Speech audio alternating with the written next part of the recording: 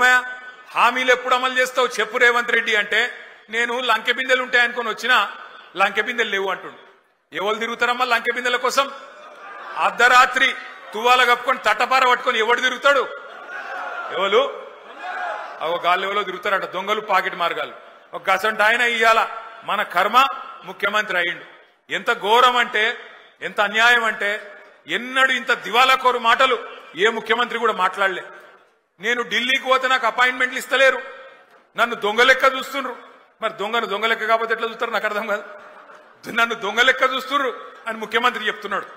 దొంగ లెక్క చూసుడే కాదట, నేను ఢిల్లీకి పోతే అపాయింట్మెంట్లు ఇస్తలేరు, ఎక్కడ చెప్పులు ఎత్తుకపోతాడేమో అని చెప్పి నన్ను కలవలిస్తారేని అంటుండు. గిసొంటోడు మన ముఖ్యమంత్రి. అందుకే నేను మీకు దండం పెట్టి చెప్పేది జూబ్లీ హిల్స్ లో ఉండే మా అన్నదమ్ములకు, कांग्रेस को एक सबक सिखाने का जबरदस्त मौका आज जुबली हिल्स के जनता के पास, हमारे भाइयों के पास, बहनों के पास है।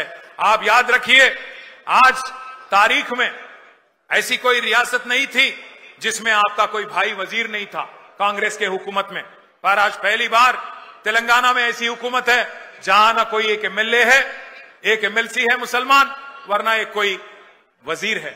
ఇంకొక మాట, పోయినసారి ఇక్కడ అజారుద్దీన్ గారు పోటీ చేసింది మీ అందరికి తెలుసు, ముఖ్యమంత్రికి కూడా తెలుసు.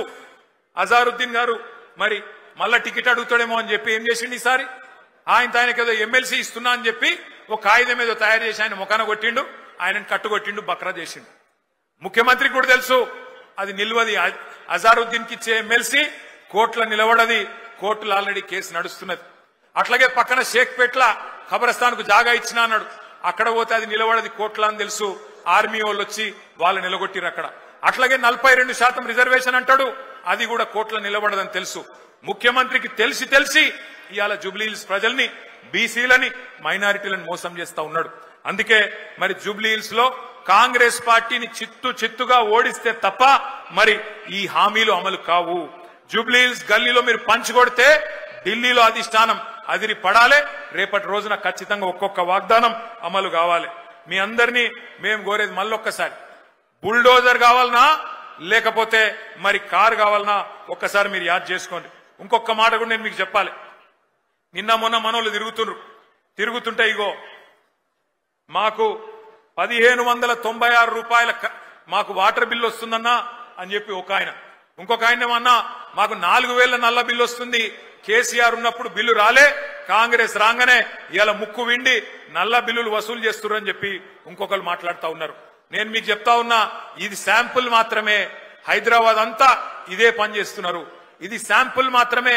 జిహెచ్ఎంసీ ఎలక్షన్ అయిపోయినాక కేసీఆర్ గారు ప్రవేశపెట్టిన ఫ్రీ వాటర్ స్కీమ్ కూడా కాంగ్రెస్ పార్టీ వాళ్ళు ఎత్తేస్తారు, యాద పెట్టుకోండి. ఎందుకంటే కాంగ్రెస్ వాళ్ళు పగబట్టిరు హైదరాబాద్ మీద, మాకొక్క సీటీఎలే అని పగబట్టి ఇలా హైదరాబాద్ ప్రజల మీద పగ తీర్చుకునే ప్రయత్నంలో ఉన్నారు. ఇంకొక పని కూడా చేస్తున్నది కాంగ్రెస్ పార్టీ. నిన్న మనోళ్ళు తిరుగుతుంటే ఇదొకటి దొరికింది. ఒకటే ఇంట్లా ఈరోజు కాంగ్రెస్ పార్టీ వాళ్ళు, ఎందుకంటే మీరు ఎట్లాగూ ఓట్లేరని అర్థమైపోయింది, అలా మామూలుగానైతే ప్రజలు బాగా కోపంగా ఉన్నారు, ఓట్లేరని అర్థమైంది. అందుకే ఒకటే ఇంట్లో 43 దొంగ ఓట్లు రాయించారు. ఒక్కొక్క ఇంట్లో 43 దొంగ ఓట్లు, మొత్తం కలిపి వేల సంఖ్యలో దొంగ ఓట్లు కూడా రాయించారు. మేము దాని మీద ఎక్సర్సైజ్ చేస్తున్నాం, ఎట్లా దాన్ని ఎదుర్కోవాలో ఎదుర్కొందాం. కానీ మిమ్మల్ని కోరుతా ఉన్నా, హైదరాబాద్ లో జనరల్ గా ఓటింగ్ తక్కువ అవుతుంది, మీ అందరికి తెలుసు, ఎప్పుడు 50% దాటది. అందుకే మనం చేయాల్సింది రాబోయే నెల రోజుల పాటు ఇంటింటికి పోవాలి, బాకీ కార్డు పట్టుకొని పోవాలి. ఎవరైతే మీకు గట్టిగా చెప్తారో అన్న మళ్ళా కేసీఆర్ రావాలి అని వాళ్ళందరినీ కూడా కడుపుల తలబెట్టి అవసరమైతే కాళ్ళు పట్టుకొని అన్నా నువ్వు రా, ఓటింగ్ కు రా, ఓటై అవతల దొంగ ఓట్లు రాయించుకున్నారు, ఆ దొంగ ఓట్లతో గెలిచే ప్రయత్నం చేస్తున్నారు. మనం నిజాయితీగా కొట్లాడదాం, దయచేసి మీరు రండి అని చెప్పి ఇంటింటికి పోయి బతిమలాడుకోవాలి, తెచ్చుకోవాలి. మన నాయకులు దగ్గర 55 మంది మరి వివిధ జిల్లాల నుంచి ఇన్ఛార్జీలుగా, ఒక్కొక్క క్లస్టర్ కి ఇన్ఛార్జీలుగా, ఒక 1000-2000 ఓట్లకి ఇన్ఛార్జీలుగా జిల్లాల నుంచి వచ్చినారు. వాళ్ళందరినీ కూడా నేను రిక్వెస్ట్ చేస్తా ఉన్నా, ఇంటింటికి పోదాం, ఒళ్ళు వంచి పని చేద్దాం.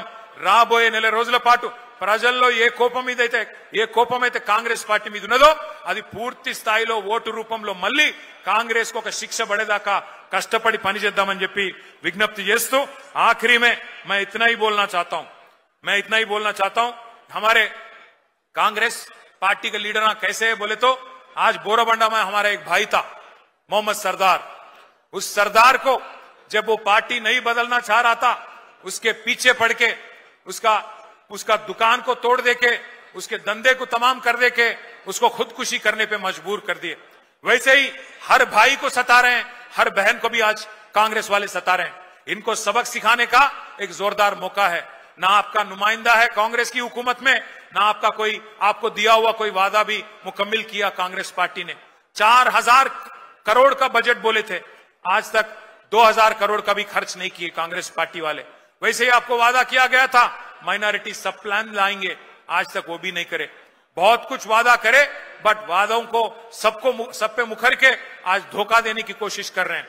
आज तमाम भाइयों से बहनों से हमारी गुजारिश है, आप केसीआर साहब को और उनके जो कैंडिडेट हैं मागंटी सुनीता गोपीनाथ, जो गोपीनाथ साहब की बेवा है, उनको आपका मदद करिए, कार के निशान पे वोट दीजिए। 1 महीने के हद तक हम सभी लोग भाई भाई की तरह लड़ेंगे और इंशाल्लाह जीत के, बहुत अच्छी तादाद से जीत के आपकी खिदमत करेंगे। నెల రోజుల తర్వాత సునీతమ్మ గారు మీ ఎమ్మెల్యేగా మీ ముంగటికి వస్తారు, ఇచ్చిన ప్రతి వాగ్దానాన్ని నిలబెట్టే బాధ్యత ఈ వేదిక మీద ఉన్న మేమందరం కూడా తీసుకుంటామని చెప్పి మీకు విజ్ఞప్తి చేస్తా ఉన్నాం। 2 ఏళ్లలో మళ్ళీ కేసీఆర్ గారి ప్రభుత్వం రాబోతున్నది। ఏ ఒక్క వాగ్దానం కార్యకర్తలుగా మీరు ఇచ్చినా దాన్ని నిలబెట్టే బాధ్యత మేము తీసుకుంటామని చెప్పి మళ్ళొక్కసారి తెలియజేస్తూ, మీ అందరికీ మళ్ళొక్కసారి పేరు పేరున నమస్కారాలు తెలియజేస్తూ జై తెలంగాణ।